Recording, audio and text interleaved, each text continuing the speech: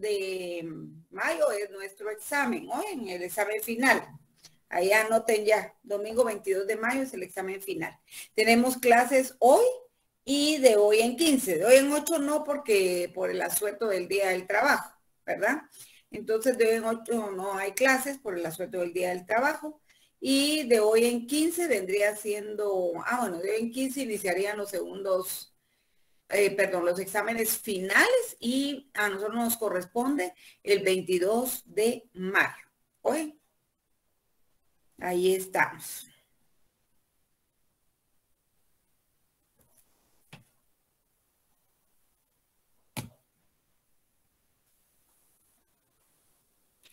Bueno, vamos a retomar, chicos y chicas, el día anterior de clases, ¿verdad? Hablábamos sobre la persona jurídica, que es uno de los, es un concepto jurídico fundamental, general y esencial, ¿verdad? Si no existiera la persona jurídica, pues no tendría razón de ser el derecho, ¿verdad? Entonces, retomando y así rápidamente un breve recordatorio y una breve retrospectiva de lo que hablábamos referente de ello, ¿verdad? Entonces, la persona, nosotros sabemos que es todo ente susceptible de ser sujeto de derechos y obligaciones.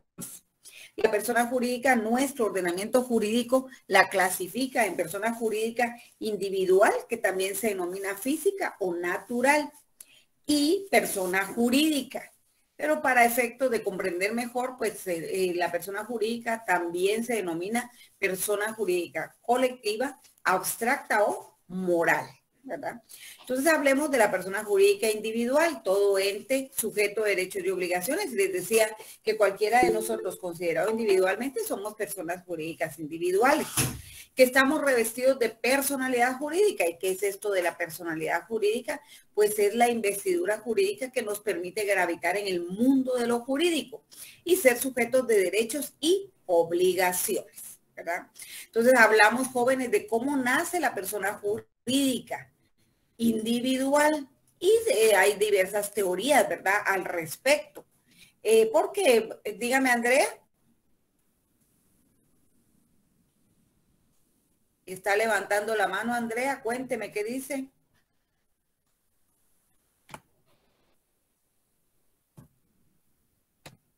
Perdón, licenciada, me confundí. Gracias. Entonces les decía, ¿verdad? Que la persona jurídica individual somos todos y cada uno considerados individualmente. Y que para explicar el nacimiento de la persona jurídica individual, pues existen diversas teorías. La teoría del nacimiento, la teoría de la viabilidad, la teoría de la concepción. Las tres dijimos son el jurídico positivo y vigente. Licenciada Glenda, dígame. Seguramente ustedes lo encontraron. Luego de la dimensión académica administrativa. Perdón, Linda. Perdón, se me activó el micrófono. Bueno, téngame. Bueno, entonces las tres teorías, tanto la teoría de la concepción como la de la viabilidad y la del nacimiento, es ordenamiento jurídico positivo y vigente. Entonces no vamos a desechar ninguna de esas teorías. Una de ellas, nacimiento y viabilidad, reguladas en el Código Civil, y la teoría de la concepción reguladas en nuestra Constitución. Entonces, para ello existe una cuarta teoría, que significa reunión de dos o más teorías. ¿Cuál es esa cuarta teoría?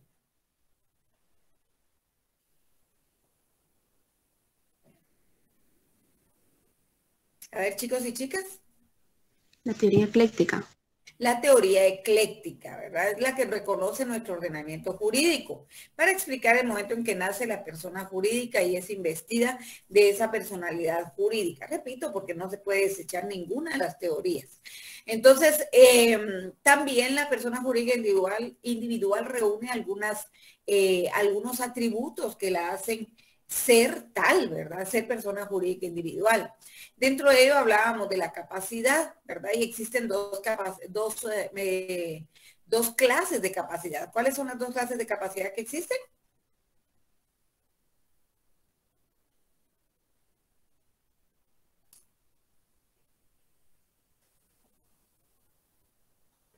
Capacidad de goce y de ejercicio.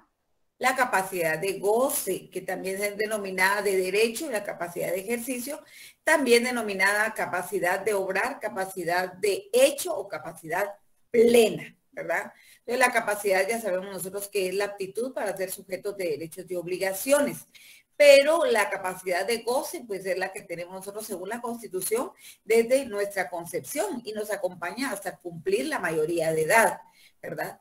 Mientras nosotros estamos en capacidad de goce, tiene que haber alguien que nos represente, porque nosotros no podemos demandar nuestros derechos por nosotros mismos, tampoco podemos obligarnos por nosotros mismos, ¿verdad?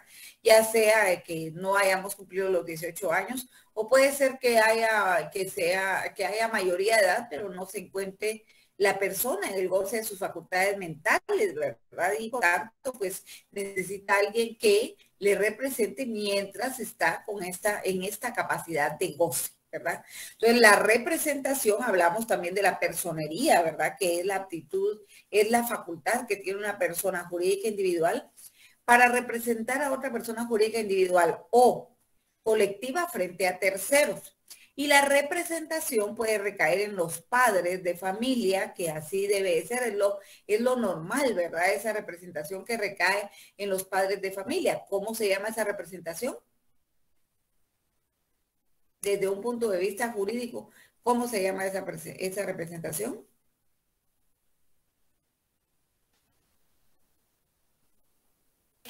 La patria potestad. La patria potestad, que es la representación legal que recae en los padres y que es una representación legal en el ejercicio de la patria potestad.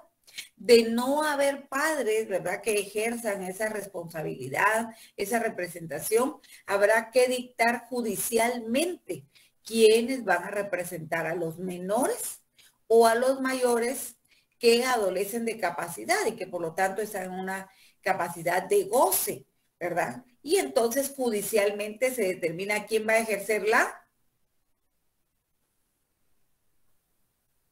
tutela. La tutela. Y al que ejerce la tutela se le denomina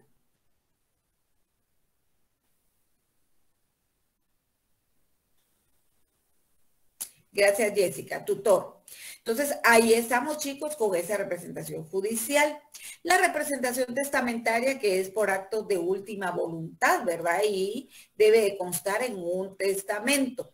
Cualquiera de estos tipos de representación deben de ser acreditadas fehacientemente, la representación legal con la certificación de la partida de nacimiento, la representación judicial con la certificación del auto o sentencia emitido por un juez competente, la representación testamentaria con el testamento declarado válido. Yo les decía que existe otro tipo de representación que es el mandato, ¿verdad? Que es lo que nosotros conocemos comúnmente como la carta poder y que también debe ser acreditada fehacientemente con el testimonio del mandato debidamente registrado en el registro de mandatos, ¿verdad? Entonces ahí estamos con esto que es la representación en caso de la capacidad de goce o de derecho. Y la capacidad de ejercicio, pues ahí nosotros ya estamos en esa capacidad que se adquiere cumplidos los 18 años de representarnos a nosotros mismos, de obligarnos y facultarnos de manera directa, ¿verdad? Entonces ahí estamos con esa capacidad de ejercicio. Otro de los atributos de la persona jurídica individual es el nombre. El nombre, jóvenes, que ya sabemos que nos identifica, nos particulariza y nos diferencia de los demás. El nombre está compuesto por el nombre propio, que es selectivo, ¿verdad? Nombre de pila. Y el patronímico, que es el apellido que establece la filiación. También el domicilio es otro atributo de nosotros como personas jurídicas individuales. El domicilio, que es la circunscripción departamental en donde radica la persona y que es fundamental porque va a determinar a qué autoridades administrativas y judiciales estamos sometidos, que puede ser legal, voluntario, judicial, electivo, ¿verdad? Legal, el determinado por la ley, y el voluntario, pues nosotros lo elegimos voluntariamente. Y luego de tener un año, por lo menos, de vivir ahí, pues ya se considera un domicilio legal y voluntario coincide. ¿verdad? El domicilio judicial determinado por autoridad judicial y el domicilio especial, electivo o contractual para eventos especiales en los que tengamos que ausentarnos de nuestro domicilio habitual, ¿verdad? Y eso no quiere decir que nos abstraigamos de la ley, ¿verdad? De estar a disposición de la ley. Entonces, donde estemos, nosotros somos sujetos de derecho. Igual ocurre con el domicilio múltiple, ¿verdad? La misma ley lo considera por derivado de algunas actividades de la persona que tiene que viajar y que en algún momento está en diferentes domicilios, pues hay que tomarlo en consideración legalmente y no podemos abstraernos de la ley, ¿verdad? Ni apartarnos de la ley. El estado civil es otro atributo de la persona jurídica individual. Y el estado civil, jóvenes, que ya vimos nosotros que jurídicamente va más allá de establecer la afiliación con la persona o el parentesco por afinidad, ¿verdad? Con la persona que va a compartir nuestra vida, casado o soltero. Además de ello, reconoce la relación que tenemos con el resto de la familia, ¿verdad? Con la familia consanguínea, padre, hijo, nieto, primo, tío, abuelo, ¿verdad? Ese es el estado civil con relación a la familia, con relación al estado nacional o extranjero y con relación a sí mismo, capaz o incapaz, ¿verdad? Y el patrimonio, que también es uno de los atributos de la persona jurídica individual. El patrimonio, que es el conjunto de derechos y obligaciones, así como cargas que son ponderables en dinero que tenemos nosotros, ¿verdad? Entonces ahí estamos con estos que son los atributos de la persona jurídica individual y la forma o el fin de la persona jurídica individual, que puede ser ya sea por la muerte física o cierta, declarada y registrada en el RENAP, ¿verdad? Ese registro de la defunción. Y la muerte presunta, en dado caso, pues no se sepa del paradero de la persona y está desaparecida, ¿verdad? Pero ha dejado cosas, responsabilidades o ejercicio de derechos pendientes. Entonces, la ley establece diversos plazos, dependiendo de la situación que provocó la desaparición de la persona, para poder gestionar judicialmente la ausencia de la persona. Y posteriormente se puede gestionar la declaración de muerte presunta, ¿verdad? Para poder proceder con las responsabilidades, obligaciones o derechos que ha dejado pendientes la persona, ¿verdad? Entonces ahí estamos, jóvenes, con esto que es la persona jurídica individual. Y también hablábamos, jóvenes, sobre la persona jurídica colectiva. La persona jurídica colectiva, jóvenes, que también se denomina moral abstracta, ¿verdad? Y en realidad la legislación la reconoce únicamente como persona jurídica, ¿verdad? Sin embargo, estas son otras denominaciones que se le puede dar: colectiva, moral o abstracta. En cuanto a la persona jurídica colectiva, son asociaciones, fundaciones, organizaciones, instituciones formadas por dos o más personas jurídicas individuales que unen sus esfuerzos, su patrimonio, colectivizan sus intereses con el propósito de alcanzar un fin lícito, un fin que sea legal, ¿verdad?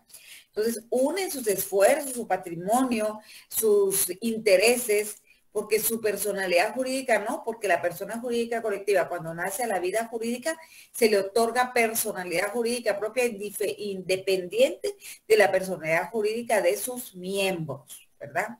Entonces, la persona jurídica colectiva, jóvenes, también existe una clasificación doctrinaria de derecho público, de derecho privado y las consideradas especiales. Las personas jurídicas colectivas de derecho público son aquellas que persiguen satisfacer intereses colectivos, como el Estado, las municipalidades, las gobernaciones, la iglesia, los partidos políticos, los sindicatos, persiguen satisfacer intereses colectivos.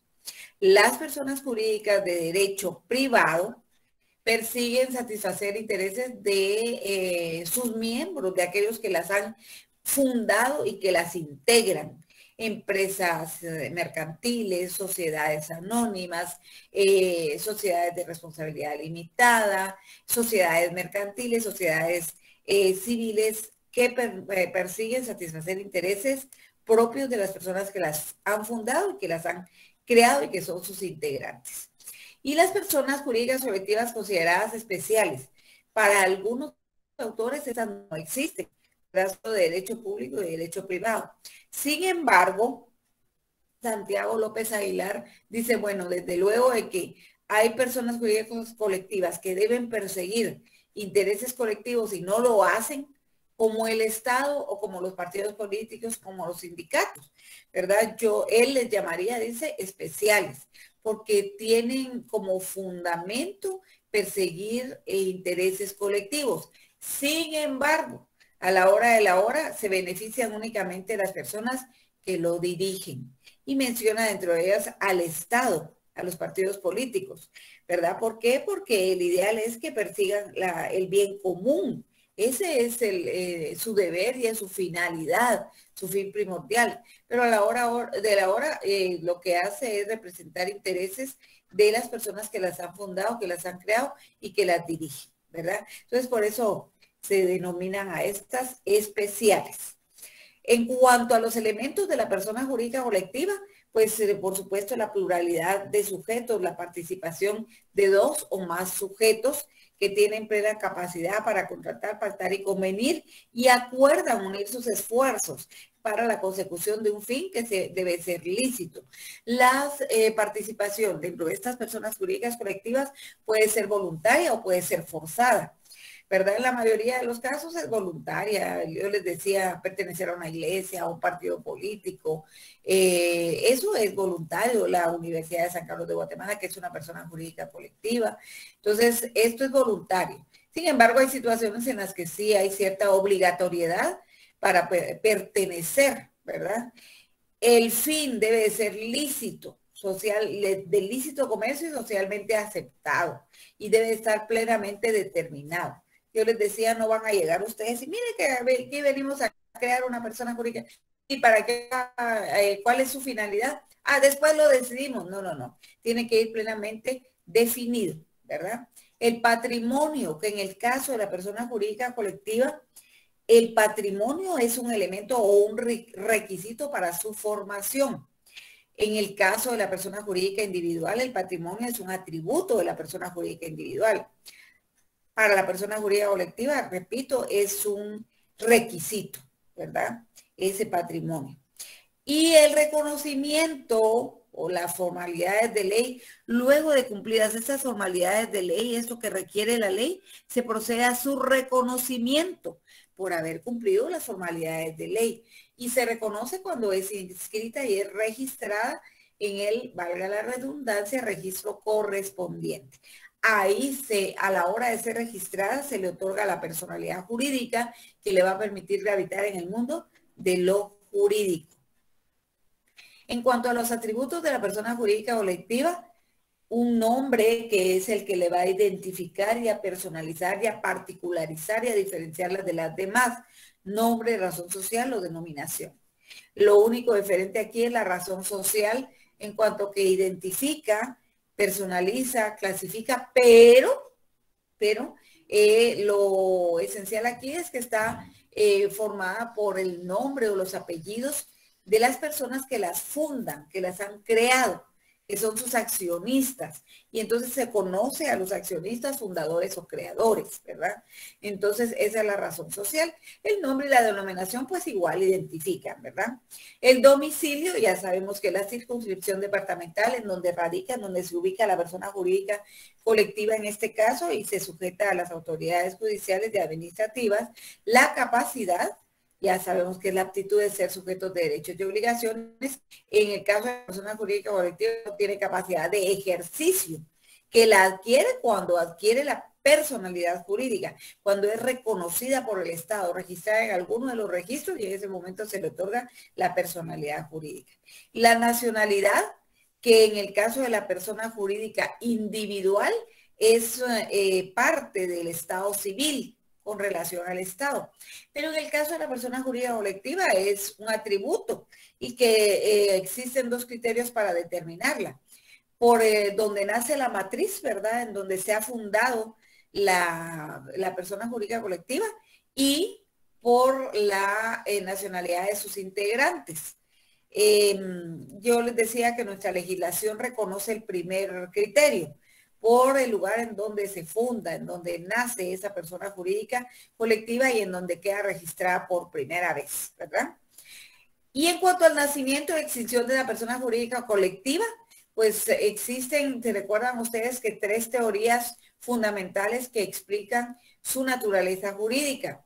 La teoría de la ficción legal, que es propugnada por Carlos Savini, que dice, bueno, es una ficción, es un invento, pero al final de todo es legal, ¿verdad? ¿Por qué? Porque ha sido reconocida por el Estado y se le ha otorgado a la personalidad jurídica. Y con esto ya es sujeto de derechos y obligaciones, ¿verdad?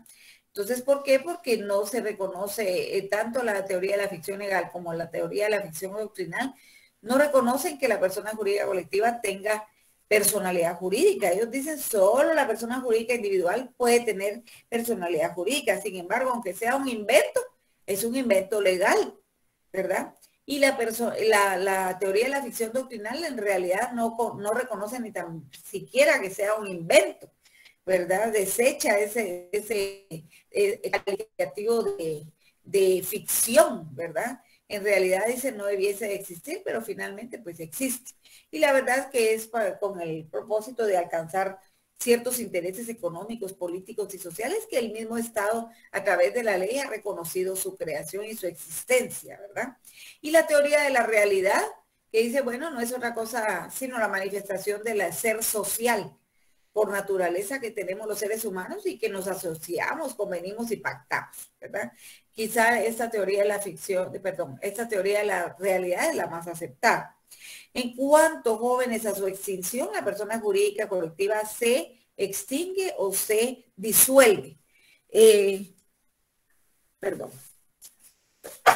No existen criterios unificados al respecto, ¿verdad? De que para determinar su disolución o extinción. Puede ser por fusión, por liquidación, plazo o por mutuo acuerdo. Entonces, haciendo una breve retrospectiva de lo que vimos el día anterior, ¿verdad? Porque como tenemos ahí cierto margen, no vaya a ser que se nos haya olvidado, ¿verdad? Y entonces ahí recordamos. No sé si hasta aquí hay dudas, preguntas, consultas, aportes, chicos y chicas. Dígame, Catherine. Buen día, Liz. Disculpe con una consulta. Fíjese que en el laboratorio que nos enviaron esta semana hay una prueba de sentido. Por lo mismo, ¿verdad? Que no encontré una validez para poder argumentarla acá en el documento. Es la número 42 que dice que permite individualizar a la persona jurídica, permite individualizar a las personas jurídicas colectivas. Entonces quisiera que usted pues me diera más o menos un punto de vista para poder pues leerlo y analizarlo. Los demás compañeros, porque yo no se las voy a responder, ese es el trabajo de ustedes. Pero yo sé que los compañeros, algunos ya lo resolvieron y nos pueden ayudar ahí, pueden ayudar a Catherine. ¿Qué dicen los demás compañeros? Cuéntenme.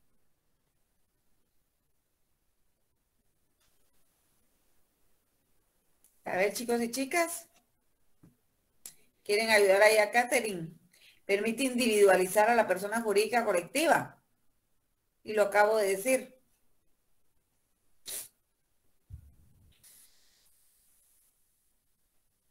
Chicos y chicas. Licenciada, ¿Se manda no es el nombre, razón social o denominación. Exactamente, es lo que permite individualizar, particularizar, porque ¿cuántas personas jurídicas colectivas hay? ¿Verdad? Entonces, al igual que la persona jurídica individual, nos tenemos que particularizar, individualizar, identificar, ¿verdad? Con nuestro nombre, es lo que nos puede diferenciar de los demás, ¿verdad? Además de ciertos rasgos físicos, ¿verdad? Pero ahí estamos, gracias, Jocelyn. ¿Alguien más? ¿Dudas, preguntas, consultas, aportes? Muchas gracias y gracias, compañera. Bueno, ahí estamos, chicos y chicas. Entonces vamos a hablar, jóvenes, vamos a seguir con esto.